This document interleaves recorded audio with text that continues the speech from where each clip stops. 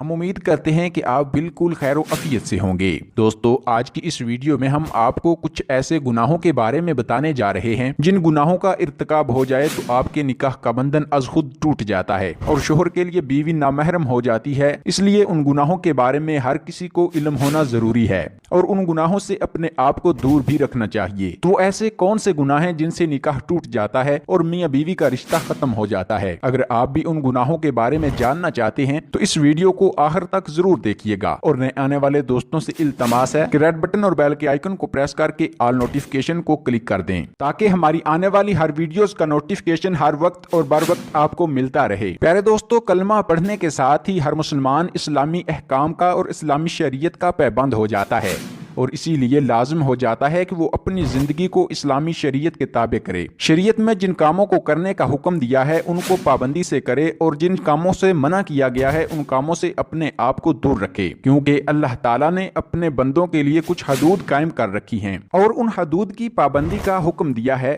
قرآنی تعلیمات مسلمان کو یہ بتاتی ہیں کہ اس نے کیسے زندگی بسر کرنی ہے، کس رشتے کے ساتھ کیا سلوک کرنا ہے۔ قرآن نے ہر رشتے کو اپنے اپنے حقوق مختص کر دیے ہیں اور ان کی حدود بھی بتائی ہیں جن میں انتہائی احتیاط کی ضرورت ہے۔ اگر ان رشتوں میں ذرا برابر بھی بے احتیاطی کی جائے تو میاں بیوی کا رشتہ ہمیشہ کے لیے ختم ہو جاتا ہے، یعنی نکاح ٹوٹ جاتا ہے۔ تو پیارے ناظرین، اس میں سب سے پہلی جو بات ہے وہ مذہب کے حوالے سے ہے۔ اگر میاں بیوی میں سے کوئی ایک فریق بھی نعوذ باللہ اسلام کو چھوڑ کر کوئی دوسرا مذہب اختیار کر لیں تو ان کا نکاح ٹوٹ جاتا ہے اور میاں بیوی کا رشتہ ختم ہو جاتا ہے۔ اگر اس کے بعد وہ ایک دوسرے کے ساتھ رہیں گے تو یہ حرام ہوگا۔ اسی طرح سے رشتوں کے حوالے سے آپ کو بتاتے چلیں کہ جب بیٹا 7 سال کے اوپر کا ہو جائے تو اس کو چاہیے کہ وہ ماں کے ساتھ نہ سوئے، اور اسی طرح سے بیٹی جب 9 سال سے اوپر کی ہو جائے تو وہ اپنے باپ کے ساتھ ہرگز نہ سوئے۔ یہ شرعی حکم ہے، اس لیے اس کی پابندی بھی بہت ضروری ہے۔ شریعت نے یہ احکام اس لیے نافذ کیے ہیں کہ اگر ان احکام کی پاسداری نہ کی گئی تو ان کا نتیجہ بڑا ہی خطرناک ہوگا۔ اسی طرح سے جب بیٹی 9 سال کی ہو جائے تو باپ کو چاہیے کہ اسے پیار کرنے میں بھی احتیاط کرے۔ اگر باپ پیار کرنا بھی چاہے تو صرف بیٹی کے سر پر ہاتھ پھیرے، بوسہ لینا بھی ہو تو سر پر بوسہ لے۔ اسی طرح سے باپ کو چاہیے کہ اپنے جسم کو بیٹی کے جسم سے دور رکھے، کیونکہ اگر خدا نخواستہ یہ احتیاط نہ برتی گئی اور کہیں باپ نے بیٹی کو ایسے پیار کر لیا کہ باپ کی شہوت یا بیٹی کی شہوت ابھر گئی تو ایسی صورت میں اس شخص کے لیے اپنی بیوی یعنی اس کی بیٹی کی ماں ہمیشہ حرام ہو جائے گی، اس کا نکاح ٹوٹ جائے گا۔ اور یہی حکم ماں اور بیٹے کا بھی ہے۔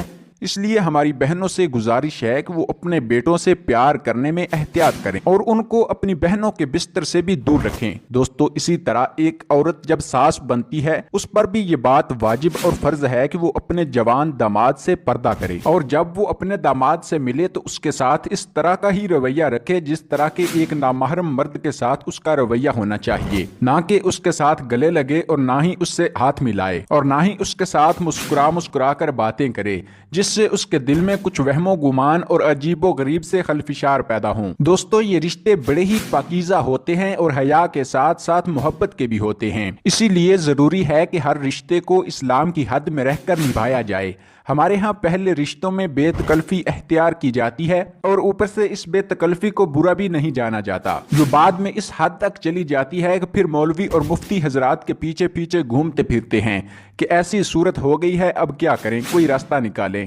خدارا احکام شریعت کو سیکھیں اور ان کے مطابق زندگی بسر کریں تاکہ ہمارے گھروں میں کوئی ایسی نوبت نہ آنے پائے۔ شریعت نے اس میں یہ احکام صادر کیے ہیں کہ 2 مخالف جنس ایک جگہ اکٹھے نہ رہیں، کیونکہ جب 2 مخالف جنس ایک جگہ اکٹھے ہوتے ہیں تو تیسرا شیطان ہوتا ہے۔